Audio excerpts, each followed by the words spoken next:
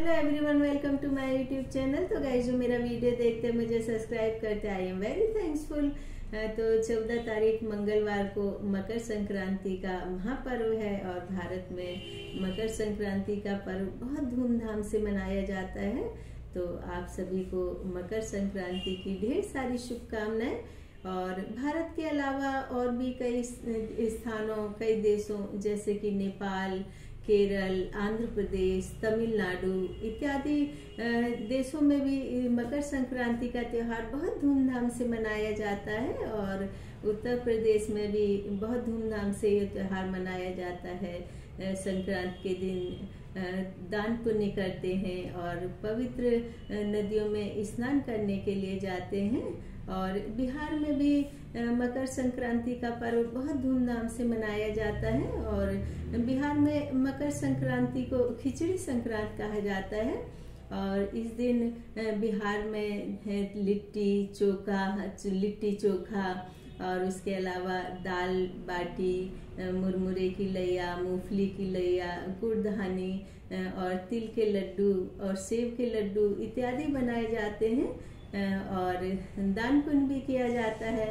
और बिहार में भी मकर संक्रांति के त्योहार को ज़्यादातर ही स्थानों पर मनाया जाता है, क्योंकि मकर संक्रांति का जो त्योहार होता है हमारे भारत का बहुत ही पवित्र और बहुत ही बड़ा त्योहार माना जाता है। और वैज्ञानिक तौर पे भी ऐसा माना जाता है कि प्रत्येक 6 महीने की अवधि के बाद सूर्य उत्तर से दक्षिण दिशा की तरफ जाता है।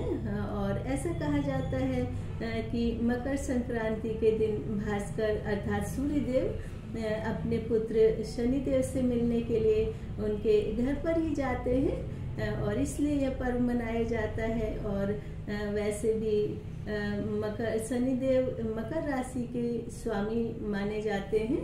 और प्रयागराज देवों की पवित्र स्थली प्रयागराज में भी बहुत ही धूमधाम से मकर संक्रांति का त्योहार मनाया जाता है। और मकर संक्रांति तो प्रयागराज के गंगा, यमुना, सरस्वती के पवित्र संगम पर स्नान किया जाता है। मकर संक्रांति के दिन जो होता है पहला स्नान होता है और शिवरात्रि के दिन अंतिम स्नान होता है।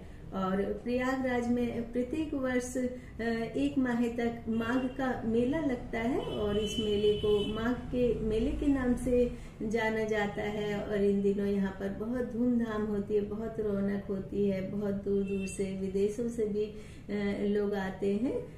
और कई लोग यहाँ पर स्नान के लिए आते हैं, तो कई लोग ऐसे भी होते हैं जो कि अपने पूर्वजों के जो मृत्यु के पश्चात उनके कर्मकांड पूरे नहीं होते हैं, तो उनको भी पूरे करने के लिए आते हैं। और उसके अलावा बागेश्वर धाम में भी मकर संक्रांति बहुत धूमधाम से मनाई जाती है। वहाँ भी बहुत बड़ा मेला लगता है और भव्य आयोजन होता है, भंडारा होता है और दान पुण्य भी किया जाता है। गरीबों को वस्त्र, गर्म कपड़े, कंबल वगैरह दिए जाते हैं। तो जो मकर संक्रांति का त्योहार है वो इसलिए भी मनाया जाता है कि इस समय बहुत ज़्यादा सर्दियाँ पड़ती हैं। तो सर्दी की वजह से जो गरीब लोग होते हैं, गरीब लोगों को इसी बहाने हम लोग गर्म कपड़े वगैरह और अलाव की व्यवस्था कर देते हैं। तो इससे भी एक पुण्य का, एक धर्म का और एक समाज में हित का कार्य होता है।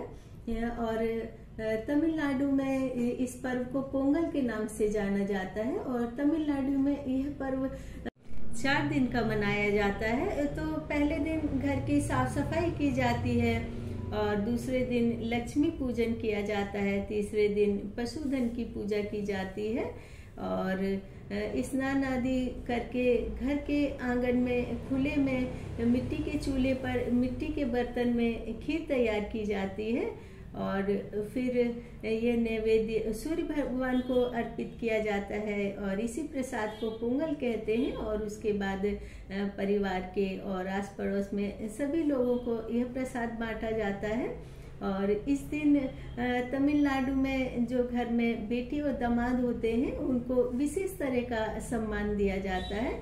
तो ये जो मकर संक्रांति का त्यौहार होता है, ये बहुत ज़्यादा एक रौनक सी, एक थोड़ा बदलाव सा आ जाता है, क्योंकि जब सर्दियाँ होती है तो सर्दियाँ रहते रहते एक आलस सा, एक उदासी सी, एक थोड़ा सा जो भावनात्मक तौर पे लोग सिमटने लगते हैं, क्योंकि ठंड बहुत ज़्यादा रहती है तो घर से बाहर नहीं जा सकते हैं और एक दूसरे से मिल नहीं सकते, बातचीत नहीं होती। तो इसका एक साइंटिफिक रीजन भी होता है मकर संक्रांति का। और कहते हैं कि ये जो जितने भी त्योहार होते हैं, इन त्योहारों पर पुण्य करने से, दान पुण्य करने से बहुत ज़्यादा शुभ फलदायक होता है। लेकिन उसके अलावा यदि ज़रूरत के समय ज़रूरतमंदों की मदद कर दें तो वो भी बहुत अच्छा पुण्य का कार्य होता है, क्योंकि जब दिसंबर के महीने से ही सर्दियां शुरू हो जाती हैं और 15-20 दिसंबर तक बहुत ज़्यादा सर्दियां शुरू हो जाती हैं और रोड पे बहुत ज़्यादा गरीब होते हैं, कोई रिक्शे में रहते हैं और कोई रोडों पर ही बिना कंबल के, बिना रजाई के सोते रहते। तो इस तरह के लोगों की मदद करना कि कोई ऐसा त्योहार नहीं है, कोई ऐसा ज़रूरत नहीं है कि पुण्य के समय ही हम पुण्य दान करें। तो इस तरह से लोगों की ज़रूरतमंदों की मदद करना भी बहुत बड़ा पुण्य का कार्य होता है, क्योंकि सर्दियों में जितने भी गरीब लोग होते हैं उन्हें गर्म कपड़े, और उसके अलावा आसपास में जितने भी गरीब लोग होते हैं उनके लिए अलाव की व्यवस्था करना, ये सब भी एक पुण्य का कार्य होता है। और जितना भी तिल के लड्डू बनते हैं, गुड़ के लड्डू बनते हैं, और उसके अलावा भी जितने भी ड्राई फ्रूट वगैरह के लड्डू बनाए जाते हैं, उनका भी एक साइंटिफिक रीजन होता है, क्योंकि इस समय सर्दियाँ बहुत ज़्यादा पड़ती हैं। तो ये जितने भी लड्डू होते हैं, या फिर उसके अलावा तो ये जो मूंगफली, रेवड़ी, गज्जक वगैरह ये खाई जाती हैं, तो ये इनकी वजह से भी तासीर जो होती है वो थोड़ा सा तासीर में बदलाव आ जाता है। और जो जितनी ज़्यादा ठंड होती है तो ठंड की वजह से बहुत ज़्यादा लोगों को कोल्ड हो जाता है, बीमारी बढ़ती हैं, तो इससे ज़्यादा से ज़्यादा बीमारियां भी कम होने लगती हैं और सर्दी जुकाम भी ठीक हो जाता है। तो जितने भी त्यौहार होते हैं ना हमारे भारत में, हर एक त्यौहार का धर्म के साथ साथ एक साइंटिफिक रीजन भी ज़रूर होता है। और कई लोग ये कहते हैं कि ये जो बाबा हैं, बाबा प्रवचन देते हैं, प्रवचन में बताते हैं भगवान की सेवा करना, तो ज़्यादातर लोग भगवान जी को, कृष्ण जी को, या कोई से भी भगवान रखते हैं उनको वस्त्र पहनाते हैं, भोजन कराते हैं, भोग लगाते हैं, और ये सबसे अच्छा तो गरीबों को दान पुण्य करना चाहिए। तो मैं कहना चाहूँगी कि ये जो भगवान जी को कपड़े पहनाना, भोग लगाना, ये कोई आजकल से या बाबाओं के कहने पर या किसी के कहने पर लोग नहीं करते हैं। तो भगवान की पूजा आराधना करना, उनको स्नान कराना, वस्त्र पहनाना और चौकी लगा करके, आसन लगा कर, फूल बिछा करके और उसके अलावा दिया जला करके, आवाहन करके भगवान को बुलाना, ये तो वेदों पुराणों में भी वर्णित है। लेकिन ये बात भी सही है कि पूजा पाठ के अलावा भी हमको सत्कर्म करना चाहिए, लोगों की मदद करना चाहिए, क्योंकि यदि हम घर में पूजा पाठ कर रहे हैं, भगवान की बहुत सेवा कर रहे हैं, और यदि हम लोगों के साथ में गलत व्यवहार कर रहे हैं, हमारे पास में बहुत पैसा है, सुविधा है, हम लोगों की मदद नहीं कर रहे हैं, तो इस तरह से जो भगवान की पूजा भगवान को भी स्वीकार नहीं होती। क्योंकि ये जो हम सेवा करते हैं, लोगों की भलाई करते हैं, इसके लिए बहुत ज़्यादा पैसों की ज़रूरत नहीं होती है कि हम पैसों से ही मदद करें, क्योंकि सेवा करने के लिए तो भाव होना चाहिए, भाव की ज़रूरत होती है, किसी मूल्य की ज़रूरत नहीं होती है। और इसके अलावा मकर संक्रांति में पतंग उड़ाने का भी बहुत ज़्यादा चलन है। जब मैं छोटी थी तो हम लोगों के यहाँ भी, जो मेरे भाई लोग हैं, वो माझा तैयार करते थे, तो माझा बनाने के लिए कांच लेकर आते थे, या तो अपने घर में गिलास फोड़ लेते थे कांच का, या फिर मेरे भाई के जो फ्रेंड थे वो कांच की कटोरी और एक गिलास फोड़ करके उसको ना फिर सिलबट्टे में पीस करके फिर उस कांच को कपड़े से छान करके फिर चावल लेते थे, फिर चावल में या तो इंक का कलर मिला देते थे, या कोई भी कलर होता था घर में, जो भी होता था उसको मिला देते थे, और फिर वो कलरफुल बन जाता था, तो उसकी एकदम लुगदी बना करके और जब वो धागा होता था सिंपल वाला धागा, उसको एक पेड़ पे लेकर के दूसरे पेड़ के छोर पे बांध के और फिर उसको लुगदी को अच्छी तरह से घिसते थे, ताकि ना वो लोग यदि पतंग उड़ाएं तो वो एकदम मांझा तैयार हो जाता था। और जब पतंग उड़ाते थे तो पतंग को कटने के लिए तो बहुत ही मांझा वैसा होना चाहिए जिससे कि पतंग आराम से कट जाए। लेकिन अब शहरीकरण हो गया है, ज़्यादा से ज़्यादा विकास, और अब जगह बहुत ज़्यादा कंजेस्टेड हो गई हैं।